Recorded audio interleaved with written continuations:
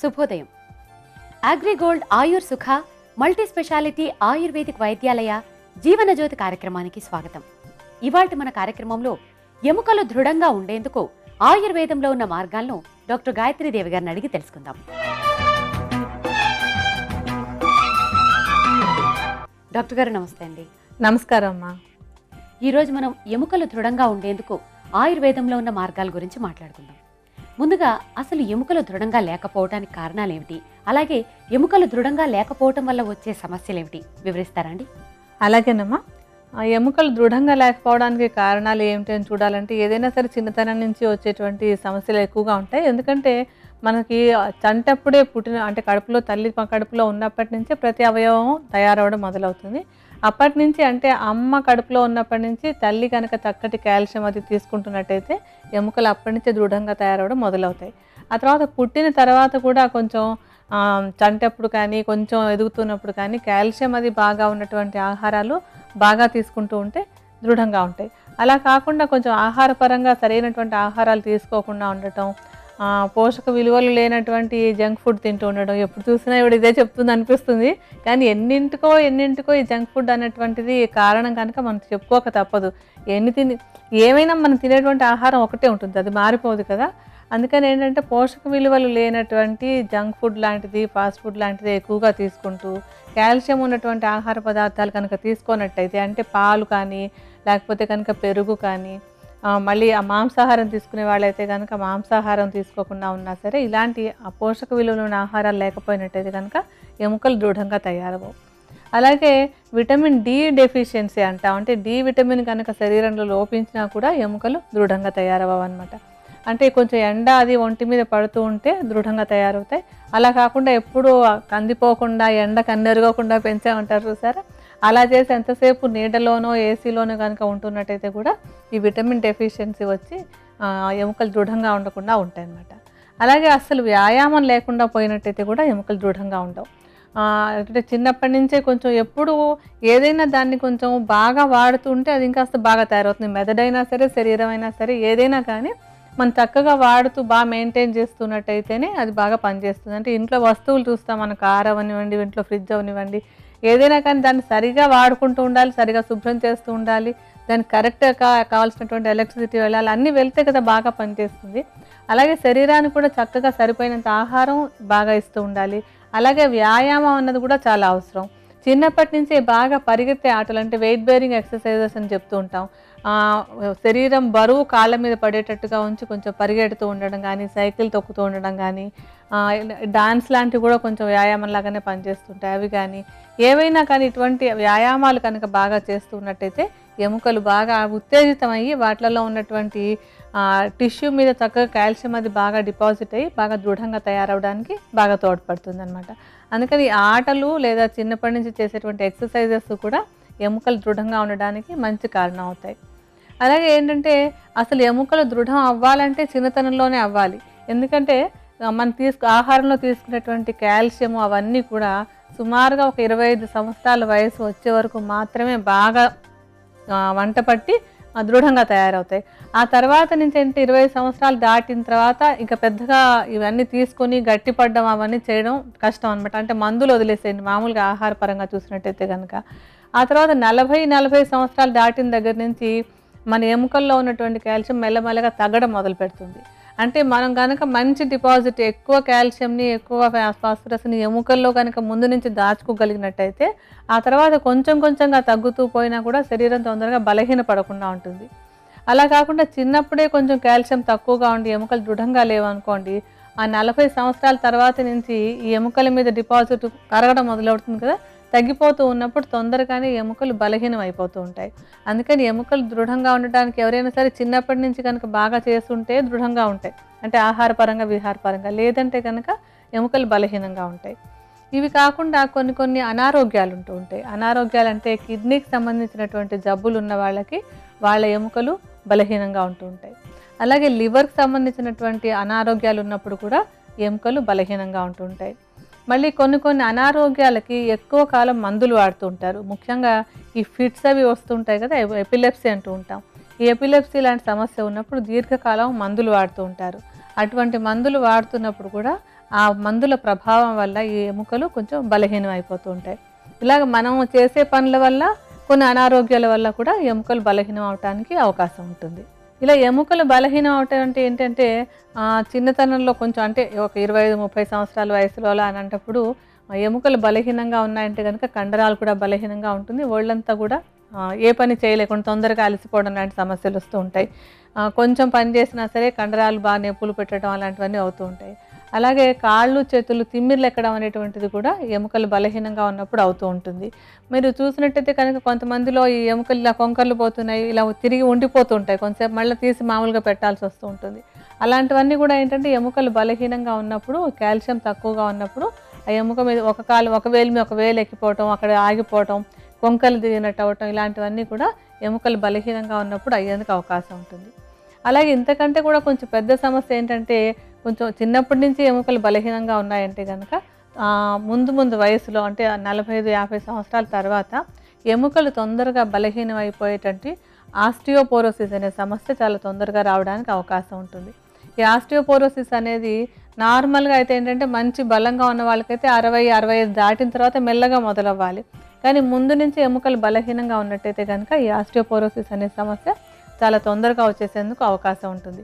ఈ ఆస్టియోపోరోసిస్ అనే సమస్య వచ్చినట్టయితే కనుక తొందరగా ఎముకలు ఫ్రాక్చర్ అయిపోవటం, బలహీనంగా ఉంటాయి కదా, ఎక్కువ అంటే ఏదో పెద్ద దెబ్బ తగలకపోయినా సరే చిన్న చిన్న దెబ్బలకే ఏమీ దెబ్బలు లేకపోయినా కూడా ఎముకలు ఫ్రాక్చర్ అయ్యేందుకు అవకాశం బాగా పెరుగుతుంది. డాక్టర్ గారు, మరి ఎముకలు దృఢంగా ఉండాలి అంటే ఎటువంటి ఆహార పదార్థాలు తీసుకోవాలి, ఎటువంటి జాగ్రత్తలు తీసుకోవాలి వివరిస్తారండి? ఏ పనికైనా ఆహారం విహారం అనుకుంటాం కదా, ఆహారంలో చిన్నతనం నుంచి కూడా కొంచెం కాల్షియం అవి ఎక్కువగా ఉండేటువంటి ఆహారాలు, ఫాస్ఫరస్ కూడా చాలా అవసరం ఎముకలు దృఢంగా ఉండడానికి. ఈ రెండు ఎక్కువగా ఉండేటువంటి ఆహారాలు తప్పనిసరిగా తీసుకుంటూ ఉండాలి. చిన్నతనంలో అయితే కొంచెం ఎముకలు గట్టిగా ఉండడం కోసం ఈ డ్రై ఫ్రూట్స్ అవి ఇస్తూ ఉంటాం కదా, ఇవన్నీ కొంచెం పరిమితంగా తీసుకోవాలి. ఏదైనా కొంచెం మంచిది అంటే దాన్ని అతిగా తీసుకోండి అనే కాదు, ఏదైనా కొంచెం పరిమితంగా ప్రతిరోజు కొంచెం మన బాదం పప్పులు, తర్వాత ఆక్రూట్ పప్పులు, వీటిలలో ఏవైనా కానీ కొంచెం పిస్తా పప్పులు కానీ వీటిల్లో కాల్షియం అది బాగా ఎక్కువగా ఉంటుంది. ముఖ్యంగా బాదంలో బాగా ఎక్కువగా ఉంటుంది. ఈ పప్పులు పరిమితంగా రోజు ఒక 5-10 వాళ్ళ వయసును బట్టి వాళ్ళ శరీరపు బరువును బట్టి ఇస్తూ ఉండొచ్చు అనమాట. అలాగే ఎండు ఖర్జూరాల్లో కూడా ఈ కాల్షియం అనేటువంటిది, తర్వాత ఇతర ఖనిజ లవణాలు కూడా చాలా ఎక్కువగా ఉంటూ ఉంటాయి. అందుకని బలం కోసం అని చెప్పి చిన్నప్పటి నుంచే ప్రతిరోజు ఒక 2-3 ఎండు ఖర్జూరాలని కొంచెం నీళ్ళలో నానబెట్టేసి నానిన తర్వాత ఆ గుజ్జులాగా తీసుకుని తింటూ ఉన్నట్టయితే కనుక కాల్షియం బాగా వస్తుంది, తీసుకున్నటువంటిది బాగా అరగటానికి కూడా వీలుగా ఉంటుంది. అలాగే నువ్వుపప్పులో కూడా ఈ కాల్షియం అనేది బాగా ఉంటుంది. తర్వాత రాగులు జావా కనుక రోజు తీసుకుంటున్నట్టయితే కూడా ఎముకలు దృఢంగా ఉండడానికి బాగా ఉపయోగపడుతుంది. ఇక ఆకుకూరల్లోనూ పళ్ళల్లోనూ వీటిలలో కూడా కాల్షియం లెవెల్స్ చాలా బాగా ఉంటాయి. అందుకని ప్రతిరోజు ఒక ఆకుకూర తినడం, ఏదో ఒక పండు తినడం, అంటే రోజు ఒకే పండుని కాకుండా ఒక్కొక్క రోజు ఒక్కొక్క పండుని కనుక తీసుకుంటూ ఉన్నట్టయితే కూడా ఈ కాల్షియం అది బాగా శరీరానికి ఎక్కి అది శరీరంలో ఉన్నటువంటి ఎముకలు దృఢంగా ఉండడానికి తోడ్పడుతుంది. అలాగే పొద్దున్నప్పుడు కొంచెం ఎండ పడేటట్టుగా తప్పనిసరిగా చూసుకోవాలి. శరీరం మీద యాక్చువల్గా ఇంకా నూనె మసాజ్ చేసుకుని కొంచెం ఎండలో కనుక నిలబడుతూ ఉన్నట్టయితే రోజు చిన్నప్పటి నుంచే ఈ ఎముకలు బాగా దృఢంగా ఉండి ముందు ఈ ఎముకలు బలహీనమయ్యేటువంటి సమస్య రాకుండా ఉండడానికి మనం చిన్నప్పుడే పునాది వేసుకున్నట్టు అవుతుంది.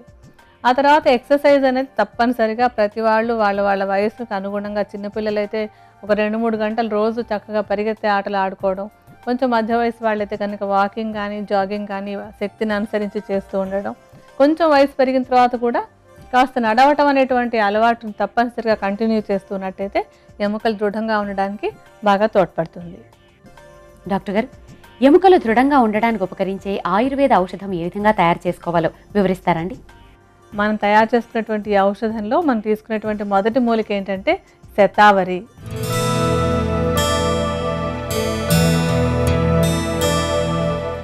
ఈ శతావరి అనేది ఒక మంచి రసాయనం. అంటే శరీరంలో ఉన్నటువంటి అన్ని కణాలు బాగా ఉత్పత్తి అయ్యేలాగా తోడ్పడేటువంటిది, ఆ కణాలు బలంగా ఉండేలాగా కూడా ఇది బాగా తోడ్పడుతుంది అనమాట. ఈ శతావరిలో ఉండేటువంటి మరొక ప్రయోజనం ఏంటంటే ఇది స్త్రీలలో ఉండేటువంటి ఫైటో ఈస్ట్రోజన్ లాగా పనిచేస్తుంది అనమాట. ఈ ఈస్ట్రోజన్ కనుక శరీరంలో సరిపోయినంత బాగా ఉన్నట్టయితే ఎముకలు దృఢంగా ఉండడానికి బాగా తోడ్పడుతుంది. ఆ విధంగా కూడా శతావరి ఈ ఔషధంలో మనకి బాగా ఉపయోగపడుతుంది. శతావరి చూర్ణాన్ని సుమారుగా ఒక 100 గ్రాముల పరిమాణంలో తీసుకోవాలి. ఇప్పుడు మీకు ఔషధం తయారీ చూపించడం కోసమని కొంచెం చూర్ణాన్ని తీసి విడిగా పెడతాను.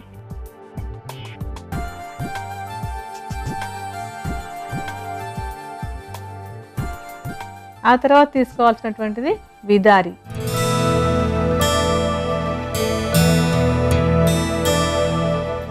ఈ విదారి కూడా మంచి రసాయనం. ఇది కూడా శరీరంలో ఉన్నటువంటి అన్ని కణాలు బాగా ఉత్పత్తి అయ్యేలాగా, బాగా దృఢంగా ఉండేలాగా కూడా బాగా ఉపయోగపడుతుంది. ఈ విదారి కూడా ఈ హార్మోన్లు అవి సక్రమంగా పనిచేసేలాగా, ఎముకల్లో కాల్షియం అది చక్కగా డిపాజిట్ అయ్యేలాగా కూడా తోడ్పడుతుంది. వీటిలలో కూడా కొంతవరకు కాల్షియం, అంటే మనకి కాల్షియం డైరెక్ట్గా కూడా ఈ విదారి కంద లోపల కూడా లభిస్తూ ఉంటుంది అనమాట. ఈ విదారిని ముక్కలుగా చేసుకుని ఎండబెట్టి దాన్ని చూర్ణం చేసుకోవాలి. ఈ చూర్ణాన్ని కూడా సుమారుగా 100 గ్రాముల పరిమాణంలోనే తీసుకోండి. ఇప్పుడు ఔషధం తయారు చూడడానికి కొంచెం విదారి చూర్ణాన్ని తీసుకుని విడిగా పెట్టుకుందాం.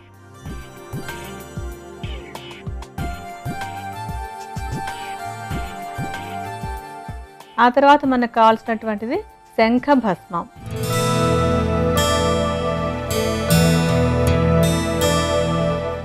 ఈ శంఖ భస్మం డైరెక్ట్గా కాల్షియమే. కాల్షియం ఏదో ఇందులో ఉంది అందులో ఉంది అని చెప్పడం కాదు. ఇది ఏంటంటే శంఖాలు ఉంటాయి కదా, మనకు తెలిసినటువంటి శంఖాలు. ఈ శంఖాలని బాగా శుద్ధి చేసి, రకరకాల ప్రక్రియల్లో శుద్ధి చేసి భస్మాన్ని తయారు చేస్తారు. ఇందులో పూర్తిగా కాల్షియమే ఉంటుంది. ఈ కాల్షియం ముఖ్యంగా ఏంటంటే శరీరానికి అబ్జార్బ్ చేసుకునే, ఎందుకంటే శరీరం లోపలికి వెళ్ళడానికి అనువైన రూపంలో ఉంటుందన్నమాట. ఇది ఆర్గానిక్, అంటే ఒక జీవ పదార్థం నుంచి తయారైనటువంటిది కనుక, కెమికల్ కాదు కనుక ఇది తేలికగా శరీరంలోకి వెళ్ళి ఎముకల్ని దృఢం చేయడానికి ఉపయోగపడుతుంది. ఈ శంఖ భస్మాన్ని మాత్రం మీ అంతటి మీరు తయారు చేసుకోలేరు. ఎందుకంటే ఈ శుద్ధి చేసుకోవడం, భస్మం చేసుకోవడం అనేది చాలా లాంగ్ ప్రొసీజరు. అది సామాన్యులందరూ చేయగలిగినటువంటిది కాదు. అందుకని మీకు బజార్లో ఒక మంచి ఫార్మసీ నుంచి తయారైనటువంటి శంఖ భస్మాన్ని తెచ్చుకుని ఈ ఔషధంలో వాడుకోండి. దీన్ని 25 గ్రాముల పరిమాణంలో తీసుకుంటే సరిపోతుంది. ఇప్పుడు మీకు ఔషధం తయారీ చూపించడం కోసమని కొంచెం శంఖ భస్మాన్ని వీటిలో కలుపుతాను.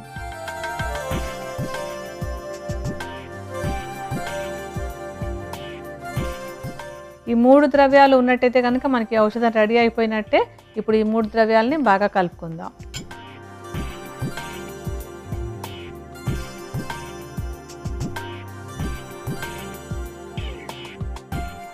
ఈ 3 ఔషధ ద్రవ్యాలని కలిపేసుకుని బాగా చక్కగా కలిసిన తర్వాత వాటిని ఒక సీసాలో పోసి భద్రపరచుకోండి. ఈ ఔషధం వాడుకోవడానికి ఏం చేయాలంటే సుమారుగా ఒక అర చెంచాడు చూర్ణాన్ని పొద్దున ఒకసారి, సాయంత్రం ఒకసారి కొంచెం నెయ్యి కలుపుకుని రోజు తీసుకుంటున్నట్టయితే కనుక ఎముకలు దృఢంగా ఉండడానికి ఇది బాగా ఉపయోగపడుతుంది. ఎముకలు దృఢంగా తయారవటానికి ఉపకరించే ఆయుర్వేద ఔషధం తయారీ విధానం మరొక్కసారి చూద్దాం. శతావరి చూర్ణం 100 గ్రాములు, విదారి కంద చూర్ణం 100 గ్రాములు, శంఖ భస్మం 25 గ్రాములు చొప్పున తీసుకుని వీటన్నిటినీ బాగా కలిపి భద్రపరచుకోవాలి. ఉపయోగించుకోవటానికి ప్రతిరోజు ఉదయం, సాయంత్రం అర చెంచాడు చూర్ణాన్ని నేతితో కలిపి తీసుకోవాలి. ఎముకలు దృఢంగా అవ్వటానికి ఉపకరించే ఆయుర్వేద ఔషధం తయారీ విధానం, దానిని ఉపయోగించే విధానం కూడా తెలుసుకున్నాం కదా. మరిప్పుడు నోటి దుర్వాసన నివారణకు చక్కటి గృహౌషధం అడిగి తెలుసుకుందాం.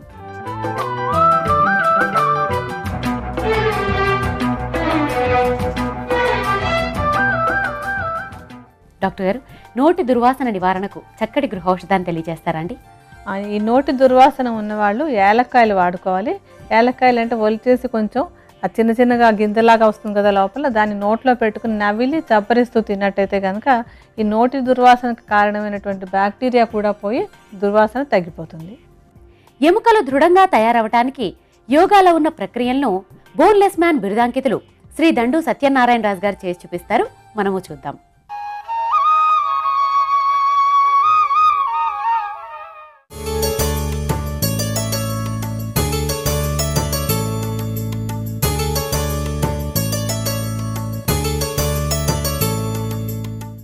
అర్ధ కటిబంధాసనం, ద్విపాద ఉత్తాన సమకోణాసనం సాధన చేయటం ద్వారా ఎముకలు దృఢంగా ఉండేలా చూసుకోవచ్చు. అర్ధ కటిబంధాసనం. ఈ ఆసనం సాధన చేయడానికి ముందుగా కాళ్ళు రెండింటినీ ముందుకు చాచి కూర్చోవాలి. తరువాత ఎడమ కాలును మడుస్తూ 2 చేతులతో దగ్గరకు తీసుకొని వస్తూ కుడి తొడపై పాదాన్ని ఉంచి ఎడమ చేతిని వీపు మీదుగా వెనక్కి పోనిస్తూ ఎడమకాలి బొటన వేలును పట్టుకుని కుడి చేతిని ముందుకు పోనిచ్చి కుడికాలి పాదాన్ని పట్టుకోవాలి. తలను వీలైనంత ఎడమవైపు తిప్పి చూడాలి. శ్వాస సాధారణంగానే తీసుకోవాలి.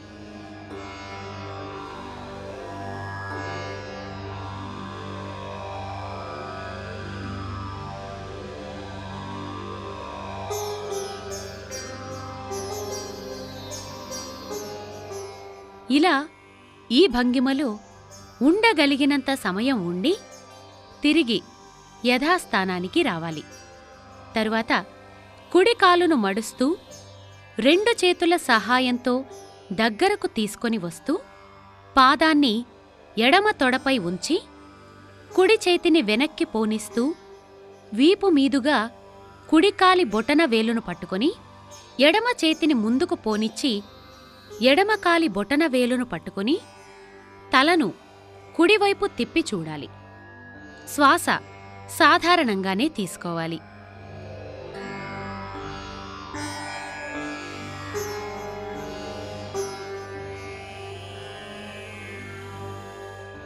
ఇలా ఈ భంగిమలో కూడా ఉండగలిగినంత సమయం ఉండి తిరిగి యథాస్థానానికి రావాలి. ఇలా ఈ ఆసనం 2 పక్కలా 4 నుండి 6 సార్లు సాధన చేయవచ్చు.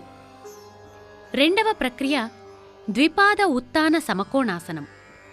ఈ ఆసనం సాధన చేయడానికి ముందుగా సుఖాసనంలో సౌకర్యవంతంగా కూర్చోవాలి. తరువాత ఎడమ కాలును ఎడమ పక్కకి, కుడి కాలును కుడి పక్కకు వీలైనంతగా చాచి ఉంచి కుడి చేతిని ముందు నేలపై, ఎడమ చేతిని నడుము వెనక నేలపై దృఢంగా ఆంచి శరీరాన్ని కొద్దిగా పైకెత్తి ముందుకు చూడాలి. శ్వాస సాధారణంగానే తీసుకోవాలి.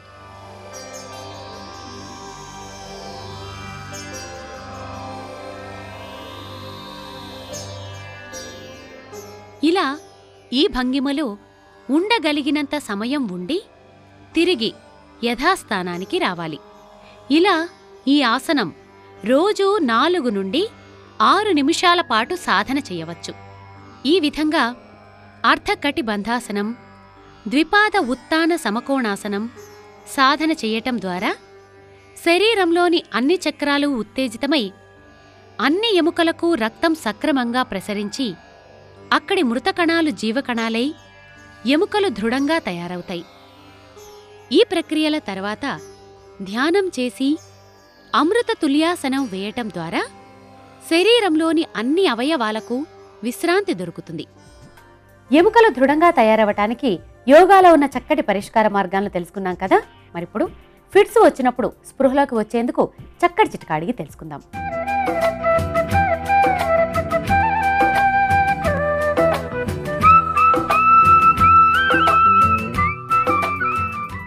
డాక్టర్ గారు, ఫిట్స్ వచ్చినప్పుడు స్పృహలోకి రావడానికి చక్కటి చిట్కాను తెలియజేస్తారండి?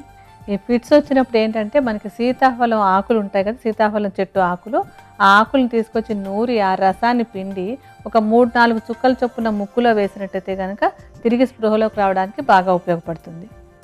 చూశారు కదా, ఫిట్స్ వచ్చినప్పుడు స్పృహలోకి రావటానికి సీతాఫలం ఆకు రసం ఎంత బాగా ఉపకరిస్తుందో. ఇదే ఇవాల్టి మా జీవనజ్యోతి కార్యక్రమం. ఇవాల్టి కార్యక్రమంలో ఎముకలు దృఢంగా అవటానికి ఆయుర్వేద యోగా శాస్త్రాల్లో ఉన్న మార్గాలతో పాటు చక్కటి గృహౌషధం చిట్కా కూడా తెలుసుకున్నాం కదా. తిరిగి మరొక ఎపిసోడ్లో మరొక జీవన సమస్య, దాని పరిష్కారంతో మేము ముందుంటాం. అంతవరకు సెలవు.